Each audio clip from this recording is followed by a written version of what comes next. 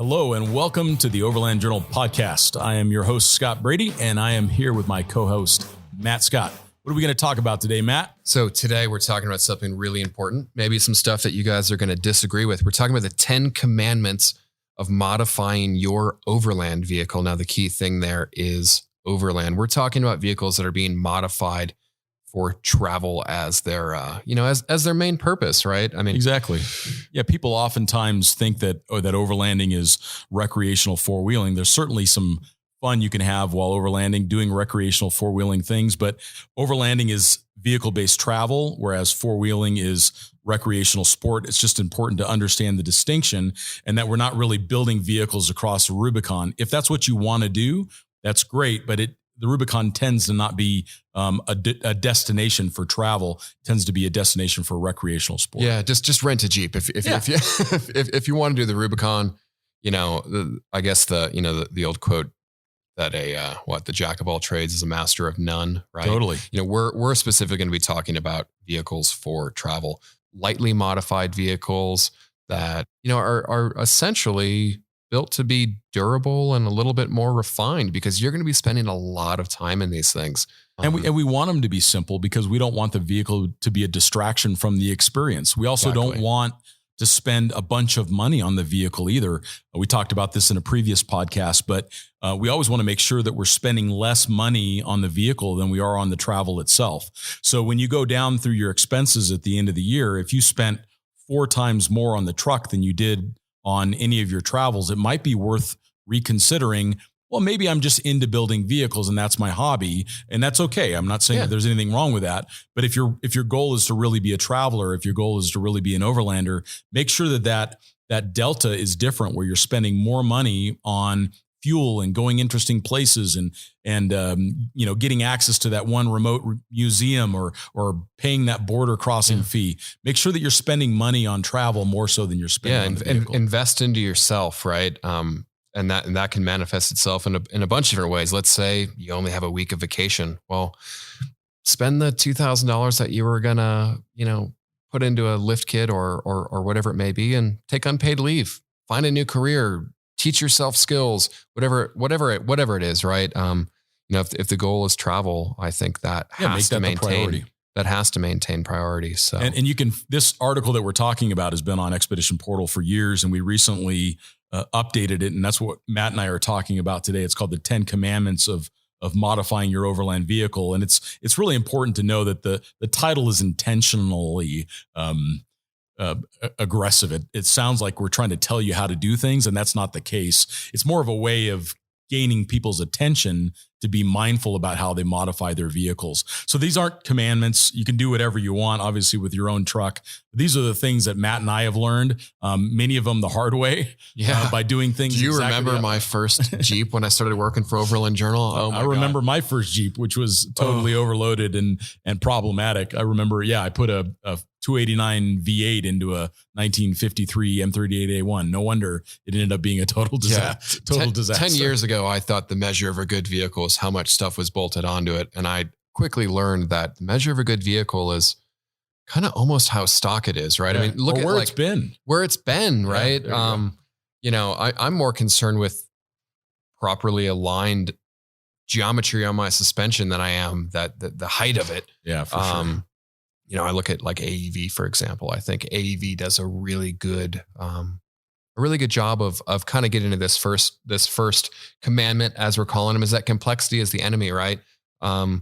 The original manufacturer of your vehicle put a lot of work into it, and I think people, I know a lot of these head engineers of these car companies, and the testing, the hundreds of thousands of miles that these vehicles are proven. You are never going to be able to recreate that. An aftermarket company. They're designed for a specific task. Exactly. Right? And maybe that's the first question that we ask is, why are you buying the vehicle that you're buying? If you want something that has a good payload that's designed to go around the world, you're going to be looking at a very small group of vehicles. It doesn't mean that you can't drive around the world in a Subaru, but if you want to cross the canning stock route, or you want to cross glaciers in Iceland, that's not the right vehicle. It would require so much modification to make that possible. Yeah. Start with the right platform, because that's going to reduce complexity. It will. Let's say you wanted to have a 4-wheel camper. Great option. Everything's all in one. You can ditch it, have your truck back during the week. Should you start with a Tacoma? It's not the right vehicle. It's probably not the right vehicle, because then you're going to have to add complexity. You're going to have to add some fancy trick rear springs to support the weight, maybe some airbags, maybe some shocks, that have insane compression rates on them, so you're not bottoming out all the time. Or you could just throw it in the back of an F-150 and be done. Yeah, or a 2500 Dodge Ram or whatever that's designed to carry that kind of payload. So I think it just comes back to us being honest with ourselves of like, what do we actually want to accomplish? Where are we trying to go? Where are we trying to travel? And then buying the right vehicle to start off with. If the goal is to cross the sand dunes in the Altar Desert, then that 2500 Dodge with a 4-wheel camper is probably not the best choice for that either. So thinking about where you want to go and what you want to experience along the way. Some people love staying in cities, small villages, and they need to have a small vehicle. They don't want to camp out every night. Then buy the right vehicle for that. And maybe that is the Subaru that you choose for that type of travel. But it's really important to start off with the right vehicle. And when Matt talks about complexity, let's remind ourselves that whatever we add to the vehicle is going to be a distraction. It's going to take away money that we could use for travel. It's going to take away time because we have to install it or modify it, do that modification ourselves, or we have to pay for someone else to do it. And then now we don't know how to fix it ourselves. So there's a lot of consequences for anything that we add to the car. Yeah. I mean, Scott, I think you'd agree, erring on the side of being OE, not making modifications that can't be fixed wherever you may be going, not adding a very obscure tire size that means you're going to be waiting for tires for 2 weeks in Ecuador. Just thinking of the entire picture, right? I mean, when you add a larger tire size to your vehicle, people don't necessarily know all of that, all which it affects, right? I mean, you're going to be changing your braking distance, right? Because if your Land Cruiser came with a 31-inch tire, well, your stopping distance is based around that. You're going to be putting more strain on your U-joints. You're going to be putting more strain in your transmission because it's not going to be in the right shift zone. Cooling capacity. Like every action has a reaction, right? I mean, that's the law of the universe, I guess, right? So it also applies to vehicles. So keep that in mind. For me, weight is the biggest thing, right? On an Overland vehicle, and this is, I guess, our second point. It is. It's our point number 2. Weight is the enemy. Yeah. Yeah. I mean, when we talk about cargo capacity, and I do think that term is almost misleading, that's actually the vehicle's capacity, right? That means if your 4Runner, which I want to say is around 1,500 pounds, has 1,500 pounds of cargo capacity, that doesn't mean the stuff that goes in the back. That means the stuff that goes in the front seat and the passenger seat. It means the stuff that goes in the fuel tank. All of those things, they're not included, right? So figure 2 American males, 200 pounds each. There's 400 pounds. So now you're down to 1,100 pounds. Let's say you have 10 gallons of water. Gallon of water is 8 pounds. 8.33. Yeah. Okay. So we're just going to call that we'll call that 100 pounds. Then you start talking fuel, that's 7 pounds, and you have a 25-gallon gas tank. I'm going to stop doing math here, but it adds up really quickly. It adds up really quick. Right. And then you start talking about your 200-pound sliders and you put bigger tires on it, which means you have nowhere to carry your spare. So you have to put this 250-pound rear bumper on. Well, then you did a rear bumper, so you have to do the front one. And all of a sudden, your payload capacity is that of a very, very petite ham sandwich. So keep that stuff in mind. I mean, I don't know, as a traveler, I guess I would rather fill that with, I don't know, rosé or something, stuff that you're going to enjoy in camp. I like, or the ability to pick up some hitchhikers as you're going along. I remember stopping and picking up these Tarahumara Indians in Copper Canyon. And like, I was driving a sportsmobile van that was a 1-ton capacity. It had plenty of payload to carry additional people, plenty of space. So starting off with making that decision of, I'm not going to overload my vehicle past 90% of the gross vehicle weight, which means that you've got to have a little bit extra. What if your vehicle that you're traveling with, your travel partners that have another vehicle, what if they break down in the middle of the desert and you need to move them over to your vehicle. Do you have the room for that? Do you have an unloaded open roof rack to take their equipment? Those are all consequences of us overdoing the vehicles. And we have to remember that so much of this comes from a place of insecurity. And I don't mean just like that people are insecure, so they're overbuilding their vehicles to compensate, which I think that that's probably true in some cases. It's actually this insecurity of, if I break down, I want to have everything that I could possibly have. Or if I run into this really obscure situation in Africa, I want to be able to overcome it with this one widget that I brought along. The reality is that those things don't typically happen. There's normally locals driving around in their own Land Cruiser that can pull you out, or a village will, the whole village will come over to help push you out. Yeah, exactly. They'll hook up oxen to the front of your car. I mean, that's part of the adventure, is getting stuck, and part of the adventure is having issues that you may not be able to solve everything all at once. So making sure that you don't overplan and overbuild the vehicle is a key to adventure. Yeah, you don't need to carry the portable welder to fix your frame when it fails if you don't overload your vehicle and your frame doesn't fail. Yeah. Right. It's that self-deprecating cycle of, Yeah. The only time I needed a welder was in the middle of Antarctica. And that's because there was no other way to fix it. If you're in the middle of Africa, I guarantee you that the next village has a welder. Mm-hmm. And it doesn't mean that no one should ever bring a welder. We're not saying that. We're not saying no one should ever put 35s on their vehicle. Do what works for you, but just make sure that everything is with intention, that you're doing only the modifications that you really need to accomplish. A lighter vehicle is always going to be better to drive. It's going to stop better. It's going to get better fuel economy. It's going to handle better.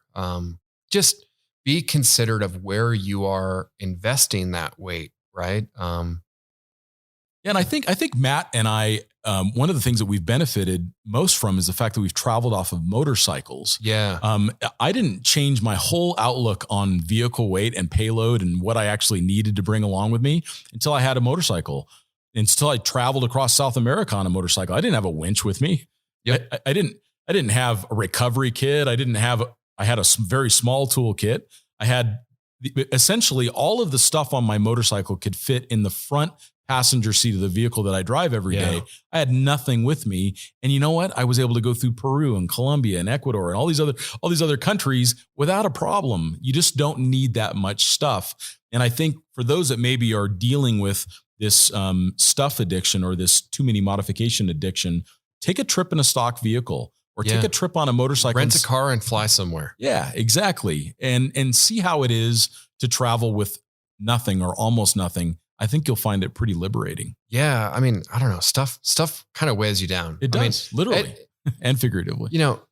I think comfort has a lot to do with it, right? I mean, I know in our Jeep Gladiator build, oh, well, we could have hot water. Okay. Well, that's going to be 200 pounds between the heat exchangers, the water pumps, the custom tanks you're going to have to make, or you just stay in a hotel every once in a while, you know, or you bring along a little solar. Yeah. One of those Nemo Helio things, there's always a different way of looking at it. Again, we're assuming that this is for a vehicle based on travel, right? I think one of the biggest, kind of hit or miss things people get is suspension, for sure. Right. So that's our next commandment is it is very complex and it is so easy to mess up. Again, we kind of previously talked about complexity and how, manufacturers spend all this time on durability testing.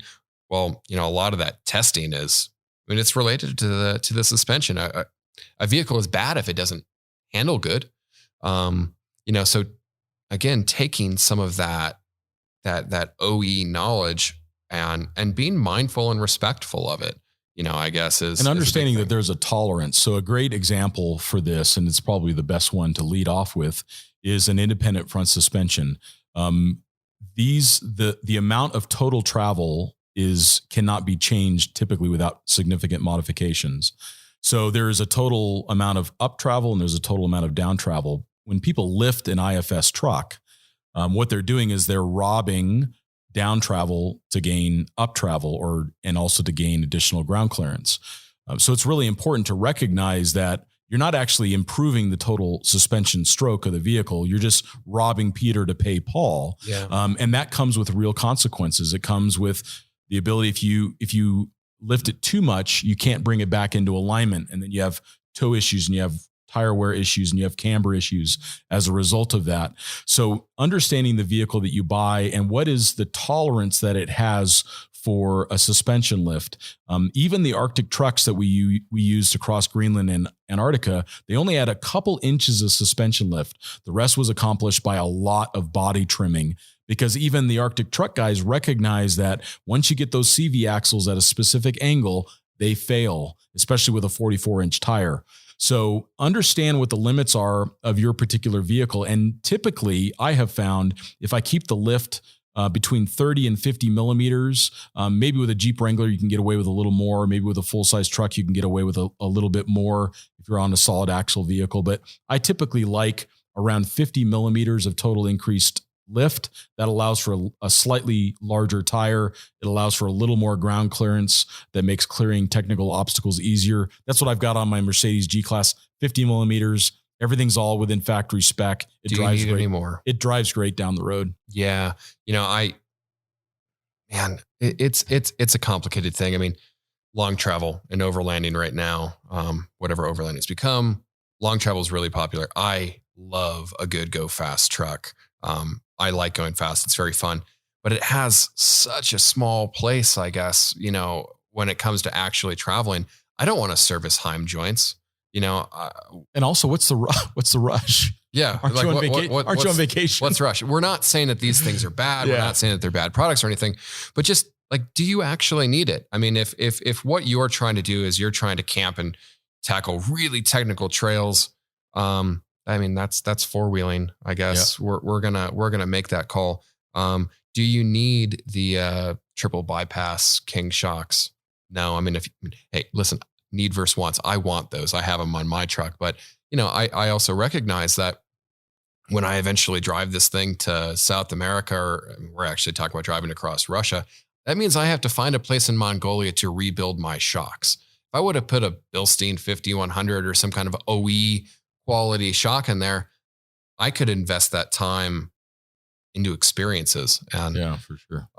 That's honestly what I would rather do. The suspension is important, and it is the one thing that I do tend to modify most often on my vehicles. I want to have enough fluid capacity in the shock absorber to be able to handle long distances of corrugation.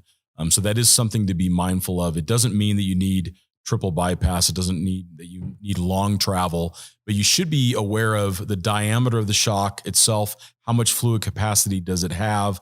What's the quality of the seals? What's the diameter of the shaft? How is the valving constructed? Is it constructed in a way that favors a heavier load, or is it constructed in a way which means that the rebound and compression valving is that for comfort? If it is adjustable, what's the service life of that adjustable feature? A lot of the adjustable features on shock absorbers get gummed up and corroded over time, and then they don't work. Yeah, like if you live in the Northeast, big problem. Adjustable suspension would be it's a real problem. But I do like to have a little bit more fluid volume in the vehicle, and that can typically be. What did you have on the Expedition 7 trucks? We just did Old Man Emu. And did you have a single failure? Not a single failure. Did you have to service it? We didn't at all. Yeah, that was there you go. Nearly 100,000 kilometers in the vehicle that I drove, and the other vehicles had upwards of 70,000 kilometers as well. And this is canning stock route, crossing Australia, crossing Africa, driving the length of Ruta 40 in Argentina. These are heavily corrugated and oftentimes technical terrain. And we never had a single suspension failure. But again, 50 millimeters was the suspension lift that we installed. And I think one of the biggest things people overlook is they overlook spring rate. If you're going to have a very heavy vehicle, you need a spring that can handle that. So you're not just compensating with a big shock, right? I see a lot of people do that. These days a big King shock is a beautiful thing, and it can mask a lot of, other shortcomings. Make sure that you're actually getting the right spring rate, right? I think that's something that Old Man Emu does really well. Is they do a good job. They have give several options. On my Land Cruiser, I had 6 or 7 different options. I don't know if I necessarily see people considering that these days. Maybe they just don't have the options. Because there's really, I guess, nothing legally in the U.S. that says you have to accommodate. There isn't, but I think it is. I think it is important. And then recognizing that as we lift the vehicle, it changes so many other things. It changes the roll center. It changes the center of gravity. It changes the way that the vehicle dynamics work on the whole, because you've now changed the angles of the drag links. You've changed the angles of the radius arms, and all of that can start adding additional issues like especially on an 80 series, you can get front drive shaft vibrations. That start to become a factor as well. So just being aware of the fact that there's a very small tolerance actually that you can lift or modify a vehicle before it starts to have a bunch of other negative effects. So consider a lift if you need it for the terrain that you travel. I do like to travel on technical routes, and about a 1.5 inch lift is all I've really needed for anything I've ever done. Yeah. I mean, again, guys, invest in yourself, right? Get trained by a qualified, certified 4-wheel drive trainer. You would be amazed at the places you can take a completely stock truck. I mean, that's one of my favorite things to do is to go to Moab, get a manufacturer to give me some kind of completely stock vehicle. And it's great. You drive a Range Rover, up the waterfall in Poison Spider next to a guy that just spent like 20 grand modifying his JK so he could walk up it easier. And it's just that very smug smile that you can give. Totally. It's quite nice. Or even the Rubicon Trail. I remember it was probably 2007 and I was working for Jeep and I was testing the new Liberty, the more square shaped Liberty. And they wanted me to take the Liberty across the Rubicon. And I'm like, all right. And they're like, it's stock. Sure. I said, is there any way that we can put some like factory sliders on the thing? And they're like, yeah, we'll send those. And of course they didn't send the sliders, but I still remember driving into Rubicon Springs in a bone stock Jeep Liberty that had just done the same trail as everybody else. And it's not because I'm some 4-wheel drive guru. That's not the point. The point is that the vehicle, these vehicles are extremely capable. And if you drive slowly and you get a spotter and you gain some skills through additional training, it's amazing where a stock vehicle would go. And there's a lot of fun in driving a stock vehicle. It's a chess game. That's one of the things you taught me a long time ago. I mean, and you're talking about a spotter. If you have a partner that you travel with, I mean, whomever's driving or spotting or vice versa. I mean, I know with Laura and I, half of the gnarly photos I have of my trucks, she's the one driving, right?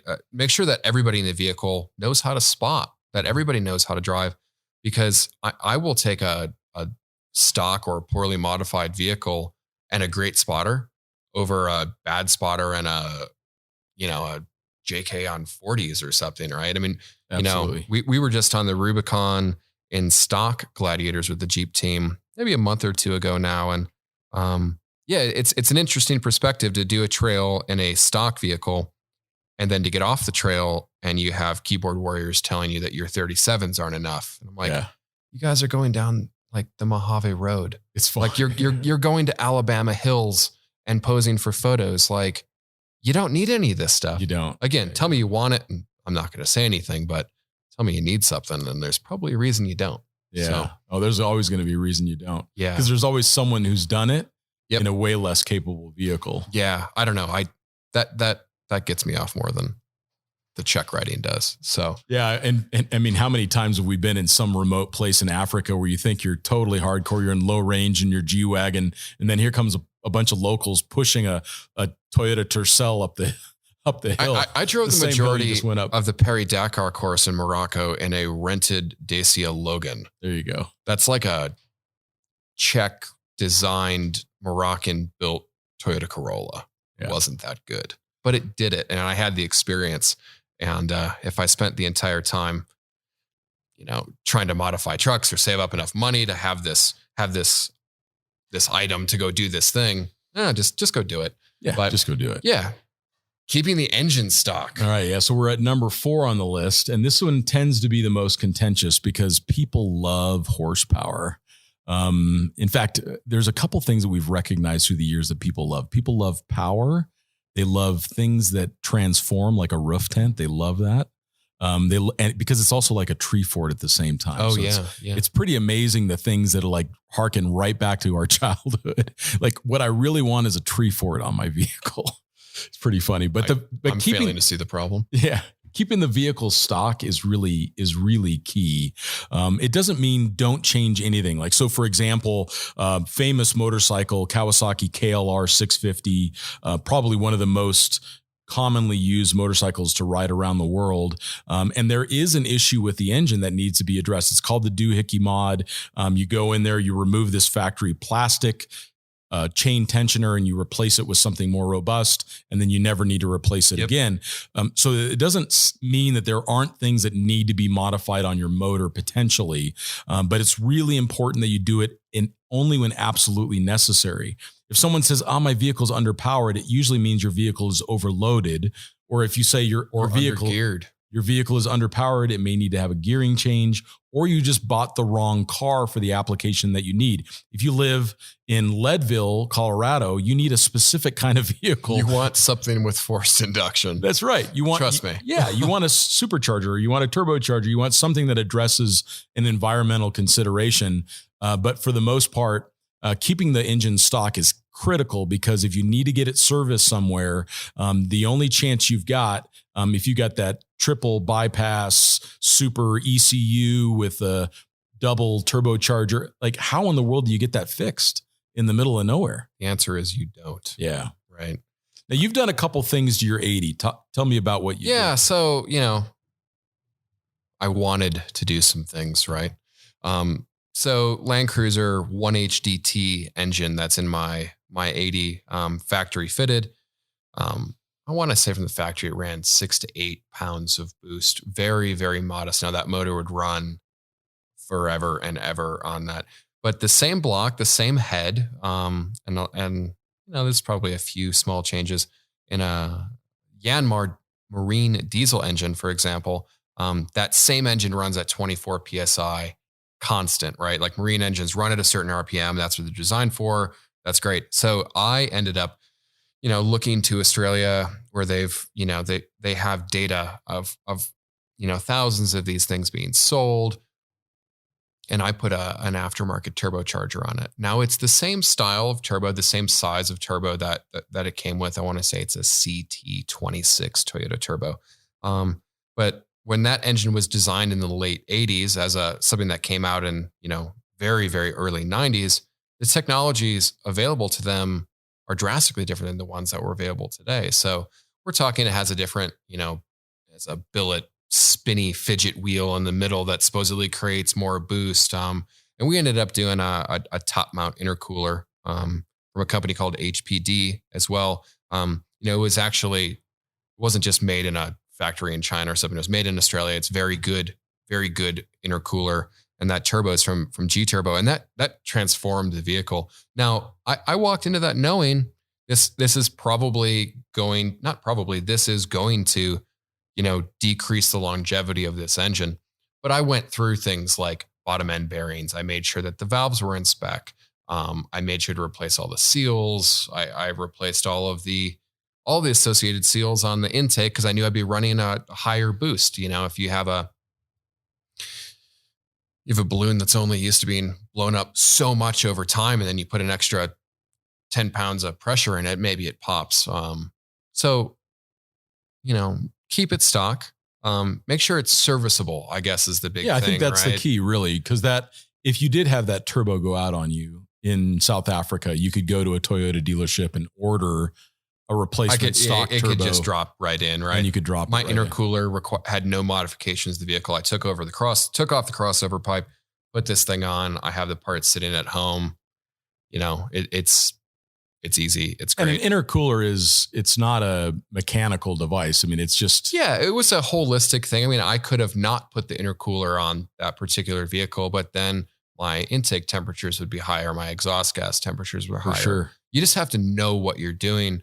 And there's exceptions to the rule. 10 years ago, somebody said, "Oh, I'm going to do a cold air intake." I'm like, well, why? You're going to have this obscure filter that you can't service. And while I do not have cold air intakes in any of my stuff, there's some interesting companies coming out with stuff now. Like I want to say S&B intakes, There's a few others that do a fully sealed, pulls from the factory location, but maybe is increasing the filtration element. I think some of those things are okay. Yeah, I think they can be fine. You just want to be able to service them in the middle of nowhere when you're in Inner Mongolia and you need to order a part that it isn't that the turbo company's like, oh man, we don't have any of these on the shelf. Yeah. Or they send you the wrong one because they use a different one the next year. I think the key is serviceability and reliability. If the modification is not likely to affect reliability, it's probably worth considering. Can you service it in the field? Do you know which parts to order, or can you use factory parts in its stead? Then I think that's fine. Again, none of these things are hard and fast rules, but in general, we want to be really careful modifying the motor. Yeah. I mean, like I would be very hesitant on an international vehicle to say, put a aftermarket supercharger or an aftermarket turbocharger on there if the vehicle wasn't designed for it. Like on my Gladiator, I struggle with that one because that car needs another 50 or 60 horsepower after it's been built. But I also realize that maybe that all of a sudden becomes more of a four-wheeling vehicle, right? Or you decide to keep it in North America where you've got cell coverage and you can get things fixed. Yeah, exactly. You did change the gearing though. Did that fix most of the problem? Yeah, I just came from a Ford Raptor and want more power. Let's be honest here. Yeah. No, the gearing, and the cool thing with the gearing is that I was able to use as close to factory as you can get. So Dana Spicer, who obviously makes the Dana axles that are underneath it, they had 488s off the shelf. I mean, quite literally same gear, different ratio, same testing processes, same manufacturing, same line. I try to look for that kind of stuff. I think that's a good idea. Companies that have good warranties, companies that have a strong reputation, do some research on the products that you're looking to purchase. What are other people talking about? There's plenty of groups on Facebook. You can hop on the forums on various sites. Forums, huge resource. I mean, obviously Expedition Portal.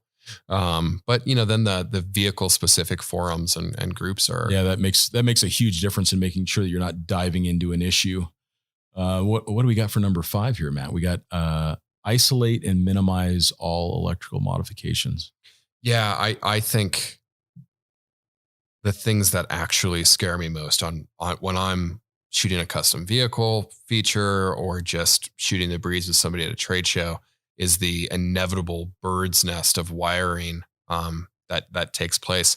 There's like zero excuse for bad wiring in 2019, right? We have S-Pod, we have Switch Pro, we have companies like Ford and Jeep that are building in, device switch management at a factory level. Again, on my Gladiator, I can choose from 4 switches. And I can go into the screen and say, do I want them to be a momentary switch? Do I want them to be a latching switch? Do I want it to be, selectable even if the vehicle's off? Right. This is easy, right? This is the easy thing in today's world. Watch that wiring. I mean, and the biggest. How many vehicles have you seen burned down? Oh yeah. I mean, we've seen videos on YouTube recently of vehicles catching on fire because of improper wiring. One of the things that people make the most common mistake of is that they don't fuse the right end of a wire. Yeah. So they'll connect it to the battery and then it'll run 10 feet along the frame and then it'll have a fuse by the compressor. That's too late, man. There's no fuse. You want the fuse at the power source. So that way, if that wiring, if the insulation gets chafed through and it starts to arc against the frame, that it doesn't catch on fire, melt and catch the whole vehicle on fire, that the fuse blows at the power source, which is the battery. Yeah. So it's also important to isolate the house systems. Now, when I say house systems, that's anything that you've added after the vehicle is stock. So that's going to be solar panel, dual battery systems. It's going to be GPS units. It's going to be subwoofers, any of the stuff that you add after the fact, water pumps, all of that should be isolated to the house system. So that the way the stock vehicle wiring and the stock battery, the starting power is completely isolated and not affected by those other sources, and you need to be able to disconnect the two. So if you have problems with the house systems, you can just either with a mechanical switch or with a dual battery system with a disconnectable switch, you need to be able to isolate those two so you can always preserve starting power.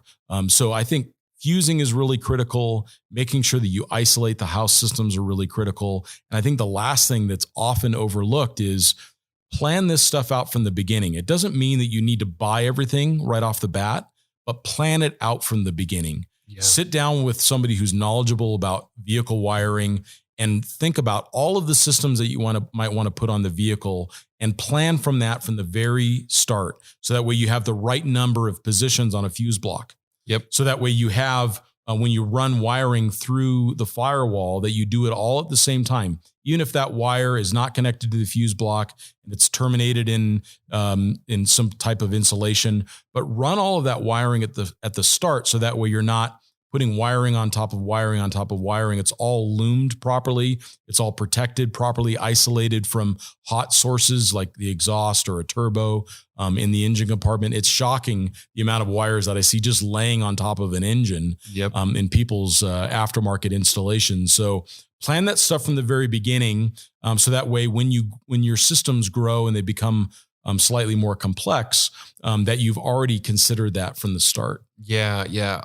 Again, on our most recent build, for example, I was lucky with the Land Cruiser. Actually came with a factory dual battery system. So all I had to do was add a solenoid that disconnected those two at a certain voltage.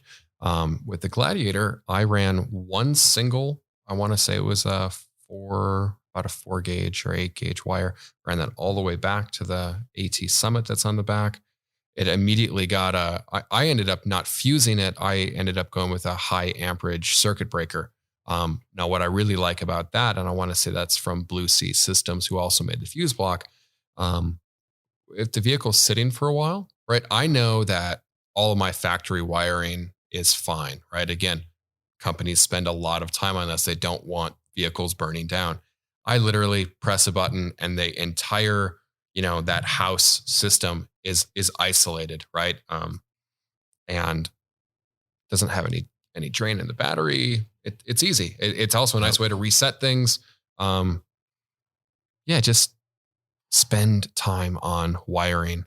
Yeah, it's really critical. And I think that it's probably the source of greatest frustration for most overlanders when it comes from modifications. I see people fiddling with electronics all the time. 9 out of 10 times it's that their GPS isn't getting power, or their iPhone can't charge, or their auxiliary lights won't turn on. It's 90% of the time it's something related to electronics, and that's usually because 12 volts seems like a black art, and people just kind of throw it into their vehicle. Yeah. And it does take time and some thought. And they don't realize. I mean, it's actually really simple, right? You just want to wire the most amount of stuff with the fewest amount of appropriate connections. That's right. That's right. Keep it simple. Go from there. So. And then make sure you have a wiring schematic that you prepare at the same time, and keep it in the vehicle. Take a picture of it with your phone, so you've also got a digital copy of it, so that you know what color wire this is that goes here and does this. That way, if you need to isolate that or you need to trace it back, you can actually do that. So create a wiring schematic at the same time. Talk to a friend that's an engineer or somebody who knows how to do that, and they'll help you. But it's really important that you've got that and that you keep a record of it with you in the vehicle. Yeah. And just one last thing on that, make sure, your fuse block is accessible. That was something I was really impressed. When I was doing the Gladiator camper, had intended to just kind of bury my fuse block somewhere back. And when I picked up the truck, AT Overland had actually built a bracket and everything for my fuse block. And all I have to do is pull off this panel with no tools, and I can visually see every fuse, every wiring connection. It's so it's really nice, but I don't have any wiring issues. And if I do, it's very easily fixed. Yeah, that makes a huge difference. Okay. So we're on to, everybody loves tires. Tires. Yes. Tires. We got number 6 on our list. Use high quality tires with an appropriate tread pattern. So let's just address the elephant in the room: mud terrain tires. You know, I mean, they look great on a vehicle. They really do. And I think that that's why people buy them 99% of the time is because they look the part. yeah. And, you know, Huge some people make the compromise. argument like, oh, well, I'd rather have more traction than less traction. Some people say it's like a race car. You want the stickiest tire possible. And I don't know if I agree with that, especially for travelers, right? Well, and a mud tire doesn't work better in Moab than an all-terrain. A mud tire does not work better than an all-terrain in sand. It does not work better. Every terrain has a different requirement, and mud tires are designed to work in mud. They're designed to have a high void rate so that they can evacuate the mud as the wheels spin, which means that high void rate means you have less rubber on the terrain in Moab, and you also have less rubber on the terrain when you're on the asphalt. When you're trying to stop in wet conditions, mud tires typically don't have siping as well, so that affects ice performance in addition. So mud tires, they really are like the glam solution, but most of the time you don't need them. Yeah, I mean, if you live in, you know, the East Coast as compared to where we live in the Southwest, I get the argument totally for a mud tire. Oh yeah. If you live in a muddy environment, if you live in Alaska, you're going to have mud tires. Absolutely. If you want to go anywhere, you need them. You know, for people that are traveling and for people that don't live in muddy areas,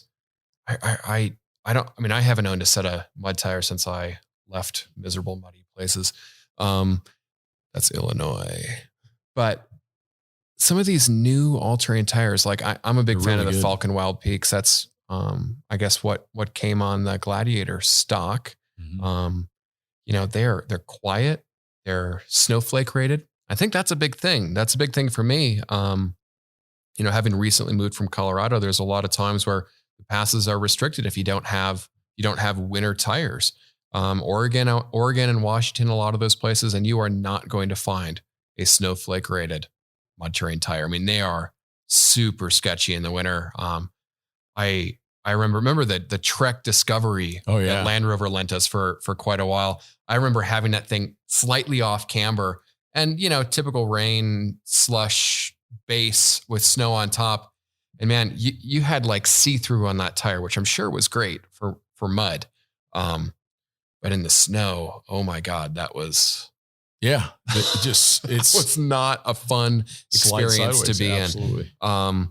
You know, you want durability, I think, is the biggest thing. I mean, I guess that iconic Overland tire that you see on Defenders and whatever is the Michelin XZL, right? Yeah, it's right behind us on the Defender right there. Behind us on the Defender. 5 feet from Matt right now. Very durable tire, but a horrible tire. They are. I mean, the first time I did a wet traction stop with those things, I saw my life flash before my eyes. They do not work in wet conditions. They do not work in ice. They barely work in snow. It needs to be powdery, loose snow. They work great in mud, and they also hardly ever, if ever, get punctures. And there's a lot of reasons for that. But I run those tires on this vehicle because they're the appropriate tire for that vehicle. Yeah, they look right. Yeah, it's just You're not buying a Defender for driving dynamics. No, you're not. You know, you're not. The little bit of noise you pick up from the tire is thrown out the window. Yeah, I think it's important to remember that a modern all-terrain is a very different tire from 20 years ago. They have so much more technology in them. They typically have siping, so they work much better in wet conditions. You can buy some all-terrains with a higher void rate. They call them oftentimes hybrid tires now. So if you look at like a DuraTrack, for example, these are a hybrid mud tire all-terrain. If you need something with a little bit higher void rate, because you do tend to operate in wet or muddy conditions, you may want to consider one of those. But an all-terrain will always give you longer tread life. It will also give you better performance on dry rock. It will give you better performance in the sand. You're going to end up with much better stopping distances. It'll be a lot safer tire overall for the traveler. So we tend to recommend that people look at an all-terrain. BF Goodrich KO3, great tire. Cooper makes some great tires. Continental just came out with some really great all-terrains that I'm running on the Mercedes. Yeah, the Terrain Contact. Yeah, there's some really great tires out there. Super cool looking tire. Yeah. You know, again, the all-terrain tires are going to last longer too. If you're driving to parts unknown, how many times do you really want to change your tires? And the thing on top of that is tire size is super important for Overland vehicles. Guess who doesn't have 37s in stock? Yeah, most of the world. Most of the world. Yeah. Guess who doesn't have 35s in stock? Yeah. Most of the world. Guess who doesn't have obscure tire sizes, that allowed you to have the largest tire on your particular vehicle, maybe due to brake setup and needing to run a larger wheel? Probably not in stock, right? Stick to a available tire size, because you can't predict that, right? Yeah. I mean, we can sit here and say, Scott, I don't think either of us really have regular tire failures. No, I mean, I can't. I mean, I had my first flat on a trip just last year in Australia. Yeah, I've had one flat, and I took my mom for a little drive in her Lexus GX when she was visiting in Colorado, where we used to live, and got a flat tire on one of her Michelins, and I had to change a tire. Like that was it. But modern tires are really good. You can't rely on that, right? Because you could be in Guatemala and you're driving through a roadblock or something where they just burned a bunch of pallets and you run over a few nails, or you can't predict that. So you always want something that's appropriate size that can be replaced, appropriate tread pattern. If you're in Guatemala, in most of the world, you're looking at a 16-inch diameter wheel. All of Africa, all of Australia, Europe, you're going to find 16-inch wheels. It is starting to become more common to find 17s in various places, but they tend to not be the larger diameter tires. So even in the middle of Mexico, you can find a 255/65 16 tire, which is nearly a 32-inch tall tire. You can find those all over the place because that's what a lot of the GM vehicles came with stock. Yeah. So just making sure that you're not getting a super obscure wheel, super obscure tire. Or if you do, make sure you plan in advance and have tires available for you in a country in the future. Don't get into Argentina and be like, I should probably change my tires and expect something to happen quickly. You may need to order those well in advance. Yeah, exactly. All right. Now this is another elephant in the room for sure. So this is number 7, avoid roof loads. This one gets the most reactions out of anything other than the motor changes. And that's because people want to put stuff on the top of their car. It's like this giant canvas that invites, or like a magnet that invites fuel cans, max tracks, roof tents, innumerable amount of things. I mean, why is all the recovery kit on the top? Why is the heaviest stuff in the worst place? And that's because it seems like it's not only a place to flash some cool gear, but it also seems like a really convenient spot to stick things that you don't typically use. Those heavy items do not belong on the roof. Most vehicles have a roof load maximum rating of around 120 to 140 pounds, which is literally just a roof tent. Yep. Or just a rack and a couple minor accessories like an awning, et cetera. It isn't until you get into vehicles like the 200 series that you actually find a 200 plus pound payload for the roof. And then the new Defender as a 360 pound. Really significant. I mean, they designed that with a roof tent in mind. They did. Which is really cool. Yeah. And that's the highest roof load rating I've ever seen for a standard SUV. But think of just basic physics. Once you start to add that stuff on a vehicle that's lifted already, and you add 200 pounds to the roof, you've significantly impacted center of gravity. You've significantly impacted performance on the trail. If you need to do an emergency lane change at speed, all of those things, it's going to come back to bite you. And then it also affects fuel economy. It affects wind noise. All of those things are going to be impacted by that heavy roof load. So what I like to recommend is put a rack up there. Absolutely. Maybe put a roof tent if you really like sleeping in roof tents. But other than that, keep the roof empty. I like a rack because you may need to move equipment from another vehicle. You may have another vehicle in your party that breaks down and you've got to move some equipment of your own vehicle up top and from theirs up top in order to get people out, in order to get the folks out. But for the most part, go with an empty roof rack. It'll do you good service. Yeah, I have to think that's great advice too. I mean, I've gone through several iterations of this where I put a lot of junk on top, and I've just found why people put high lift jacks on their roof racks. I have no idea. That's 80 pounds in the worst absolute place that you could put it. What I use roof racks for the most, and why I completely agree, have an empty roof rack, firewood. Yeah. Like, sick firewood. Like, you don't want to put firewood inside your vehicle. You're talking bugs, you're talking grime, whatever. You do, who cares? But I don't know. When I'm camping in the middle of nowhere, I often find that firewood doesn't come in, neatly cut, predetermined size bundles. Sometimes you have long sticks, sometimes you have big logs, whatever. Throw it up there, you're done. Move on. Yeah, not a popular opinion. Also great for solar and awnings. I mean, that's all I have in mind is solar and an awning. I think roof racks, they have their place. I like to sleep up there every once in a while. I mean, if it's a beautiful weather and I don't want to set up a tent, I'll just sleep up on top of the rack. I've definitely run roof tents on vehicles that have the payload capacity for it because of convenience. Sometimes I do use roof tents on occasion, but I always make sure that I'm under that 140, 150 pound total weight capacity because it really does have an impact. Yeah. Now that we've talked about rooflets, basically just avoid them. Think long and hard before you put anything on the top of the vehicle. Yeah, and definitely stick to one of the new modern roof racks, right? I mean, Front Runner, easy on. Yeah, aluminum, rack, lightweight, extruded aluminum, very lightweight, very easy to attach accessories to when you need them. I always keep a few eye bolts on my Rhino rack, roof rack, for example, so you can just tie stuff down. Yeah, it's easy. So, and it's a good place to stick something like Max Tracks where you want to be able to get access to them. Which brings us to number 8, self-recovery.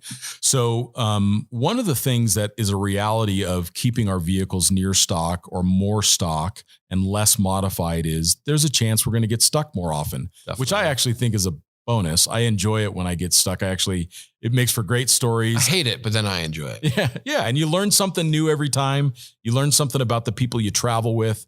You end up with some great memories to share decades later. And so self-recovery is something that we actually have to plan for with our vehicle modifications. That could be a 12-volt vehicle-mounted winch. It could be a high lift with a recovery kit. If you have a very unlikely event of having to get recovered, you can use a tier-first style winch, which is another hand winch. But for the most part, you want to start off with, do I have a good shovel? Do I have a good recovery strap? And then typically I recommend traction boards at that point. And just in full disclosure to the audience, Matt does import the Max Tracks and sells the Max Tracks. I happen to use them, and I've used them for a lot longer than Matt's been selling them. But it is important for us just to disclose that. But traction boards, especially from a quality manufacturer, what you should be looking for, because they perform a lot of service when it comes to recovery. The vast majority of my recoveries that I've completed in recent years has been easily solved with a set of traction boards. Yeah. I mean, traction boards, they make everything easier. And, I guess it's a bit of a challenge because everybody thinks I'm going to be selling something, but I honestly, I haven't been in a situation, whether I'm winching, using a snatch strap, whatever kind of, extrication of vehicle where Max Tracks haven't made that a little bit easier, right? I mean, it does. All you're trying to do when you're getting a vehicle unstuck, right? You're trying to free stiction. Stiction is like as a kid when you put a glass underwater and you fill it up with water and you turn it upside down and try and get it out, right? It doesn't want to come out, right? The same thing is happening to your vehicle underneath. It's just mud or water or sand. You have all these different surfaces that are kind of keying together to prevent your vehicle from moving forward. And, sometimes the traction boards are really simple. They give you enough traction to lift your vehicle up, which is the key thing that breaks that stiction, and then forward. And there's a couple of things I like about them. I can remove them from the vehicle and put them in a different vehicle. Yep. If I come across a vehicle that's stuck and I don't want to drive closer because I'm going to get stuck, I can take the traction boards off and I can walk to that stuck vehicle. I can help others. Like if I'm feeling a little sketched out about who's stuck, like maybe these people are going to sue me if I try to pull them out with my winch, I can be like, hey, I've got these things. You might want to use those. And it kind of removes some of that liability as well. I do find that they provide a lot of support, even in very difficult stuck situations where it requires a 12-volt winch. That could be building a road underneath. I remember being stuck for 12 hours in Australia in the middle of the canning stock. And we used 12 traction boards to get out. We literally built a road of max tracks underneath the vehicles to get out. And that's because we broke winch lines, we broke winches. We were down to one functioning winch and 12 max tracks. And that's how we actually eventually got all of the vehicles out. But I think we have to start with anything vehicle recovery related requires training.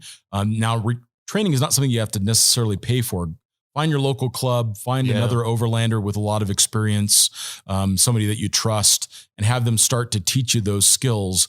Vehicle recovery is very dangerous. There's a lot of components to it that have high energy.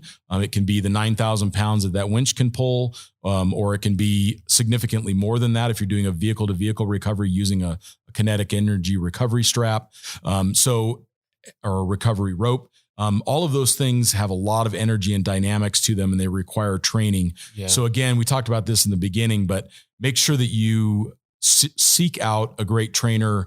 International Four-Wheel Drive Trainers Association, guys like Bill Burke, people like Overland Experts. Yeah, Bob Wohlers is in Southern California. He's great. Bob's another great one. Make sure that you get some training with these devices before you go out in the field.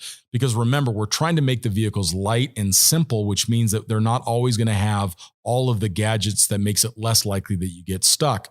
So if you have the stuff that you need in order to get a recovery done properly and you have the training for it, that's usually all you need. Yeah. And if you don't have the training for it, just stop. Honestly, I mean, if you're stuck in sand or mud or whatever, what's the worst that can happen if you just walk away? I always stress that to people that I talk to is let your heart rate come down. People get very, very stressed in recovery scenarios, and it leads to they feel embarrassed or whatever. Yeah. Yeah. It's whether it's ego or whatever, just like chill out, like take a second to breathe, calm down, and evaluate the situation. Yeah, for sure. And use common sense. Come up with a plan, talk about the plan with the people that you're with. Make sure that the non-essential personnel are outside of the recovery area so they don't get injured. Yeah, and don't put a snatch strap or a dynamic strap on anything that isn't rated. If you don't know what's going on, don't do it, because then nothing worse can happen, right? I always stress to people, never, ever, ever, ever put a dynamic snatch strap on a tow ball. I mean, that is turns into a cannonball. People die from that every year. Whenever we're talking about this stuff, I always bring that up. It's something I feel pretty personally strong on. So yeah, a tow ball is used for towing, towing a trailer. It's not used for anything else. Pull that drawbar out of the 2-inch receiver. If that's all you've got, pull that out, slide the strap in there, and then put a cross pin in there for the recovery. That's still not necessarily ideal, but it is a lot safer than looping a strap over a tow ball, over a cannonball, and putting 8,000 pounds of force behind it. Yeah, not a good idea. So, so securing the load. Yeah, we're on number 9, securing the load. So this isn't really a modification, but it is something that requires mindset. We often see this in the field is that people just, especially after they've been traveling for a while, the back of their vehicle becomes an explosion. Oh, And it becomes, and that explosion of stuff that's not secured, that's just thrown in the back of a vehicle, can become a projectile if you get into an accident. 100%. And it can also lead to a lot of frustration. It can lead to unnecessary damage to the vehicle, to the interior of the vehicle. It can damage critical pieces of equipment that you've brought along with you, like your camera, for example. When that Pelican case falls on your camera and breaks the lens off the lens mount. All of those things, again, Matt and I have learned a lot of these things the hard way. Making sure that you secure your load properly, which means you have to have rated lashing points within your vehicle. If they don't have that, make sure you add them. Make sure that you don't have stuff just loose. Once you get into an accident, these are major projectiles. I find that there's two major, violators of this. One is, you just said cameras. I mean, I have literally had cameras fly into my windshield.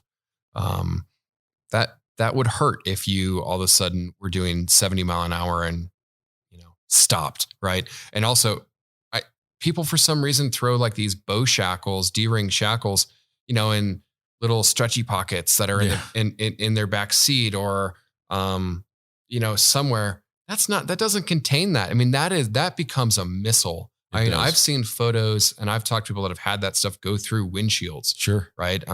You want to make sure that even the smallest things that you just have a plan, right? I mean, how bad would you feel if, you're just trying to avoid, somebody pulls out in front of you and you're trying to avoid an accident, and, your drawer system becomes unhinged and traps a kid in the back seat or something, right? Like you have to have thought with these modifications. Yeah. Again, as travelers, we have a responsibility. We have a responsibility for the people that are with us. So if you've got your loved one with you and they don't know how all this stuff necessarily works, and you haven't tied things down and they get injured, that's on us. It's our responsibility to be mindful of that. And also those things that are loose, they can end up trapped underneath the brake pedal. They can end up trapped underneath the accelerator. They can disrupt the driver while they're driving. So just keep this stuff secured properly. And it'll also make for a more comfortable and relaxed trip for everybody. And this leads us to number 10. It's our last talking point. Yeah. I call it the buy once, cry once mentality. Yeah, that's right. So quality and design over quantity. Man, where do you start with that one? It's something that I've lived my entire life by, right? I mean, I'm not saying I just go out and automatically buy the most expensive thing. There's a lot of cases where the most expensive thing is not the best thing. Right. Do your research, and figure out not only what works for you, but what's actually going to last, right? I see this as a very dangerous thing in overlanding right now. I feel overlanding 5 years ago had a really strong sense of buy once, cry once, right? You had a group of people that were actually using the stuff and actually traveling, and they really saw no other choice. Like they couldn't afford to buy something 2 or 3 times. And I think these days I see it on Instagram all the time, and I'm not trying to vilify Instagram or influence. I have a lot of really dear friends that are, at least I call them influencers. Scott, you're probably an influencer. No, I hope not. Oh God. So no, but what I'm getting at is sometimes people do things just to have the look, right? So then I pay attention to like these chintzy plastic Chinese recovery boards, right? They break the first time you use them, or they fade, or they bake in the UV. Why are you putting that on there? LED light bars, right? Yeah, you can get them for $20 from China now. I think they're quite useful if you're stuck in the Sahara Desert and you're trying to use them to collect moisture in a survival situation, because they're horrible. They blind the person that's sitting behind them more so than anything. Do your research, and if you're on a budget, the odds are you don't need a lot of this stuff to travel. If somebody can do it on a motorcycle without the refrigerator, without the roof rack, without the tent, without all this stuff, you can do it in a car. Yeah, right? Think about Ted Simon traveled around the world for 10 years off of the same motorcycle he left with. Yeah. And most of the bags and panniers he had, you couldn't buy them from Touratech at the time. He built them himself. Yep. So it's just really important to acknowledge that if we're going to buy something, it should be extremely high quality, and we should be intentional about it. We should only buy like one thing at a time. Be incremental in your purchases. Just going in with a credit card into the local 4-wheel-drive shop and saying, "Hey, build me an Overland vehicle." That's probably the worst way to go about it. You can do that at 4-Wheel Parts now, and they're going to throw a variety of stuff they've rebranded from Alibaba.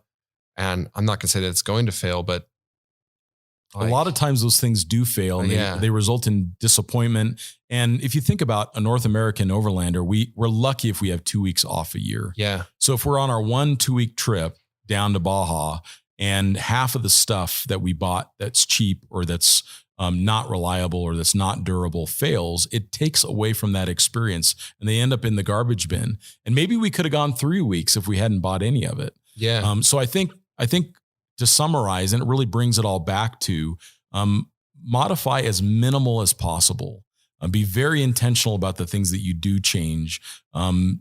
If you can, do a bunch of trips without doing any modifications at all. Yeah. And find out what you actually need, what you really need. If you're worried about getting stuck or breaking down, go with others. Go with other people, and they can help you out if you have trouble. But a stock Tacoma could go around the world 3 times without any modifications. Throw a backpack into the back seat and off you go, and spend that $30,000 or $40,000 that people will spend on their trucks to actually go see the world. I mean, you could travel the world for $40,000. You could, that would include all of your shipping. You could circumnavigate the Northern Hemisphere, including seeing all of Europe, making a little side trip down to Morocco, going into Mongolia. You could do all of that for $40,000. And you'll have something that will change your life. Yep. And I think that starting off by saying, I'm not going to modify my vehicle unless it's absolutely necessary is the right place to start off with. And it doesn't mean that modifications aren't useful. They can be. And you may also just say, Scott, Matt, I really just want this widget on my car. That's cool. Go for it. We totally get that. But people that make the argument that they need it instead of want it, that's where we find the fallacy. That's where we find the limitation in the argument. Start off with things stock, keep it simple, buy the right vehicle to begin with, and then you're ready to go. Yep. It's not that hard, right? Just stop messing with it. Yeah, for sure. And that's difficult. It is difficult. Again, spend more money on the experiences than you do on the truck, and you're well on your way to overlanding adventures. Yeah. And to contradict myself, if it makes your experience better, by all means, go for it. Just don't make it don't go too overboard. Yeah, that's right. And simplicity and reliability is the key to vehicle preparation for long distance overland travel. Keep it reliable, keep it simple, and go have fun out there. Thanks everybody for listening. Really appreciate it. See you guys. All right. See ya.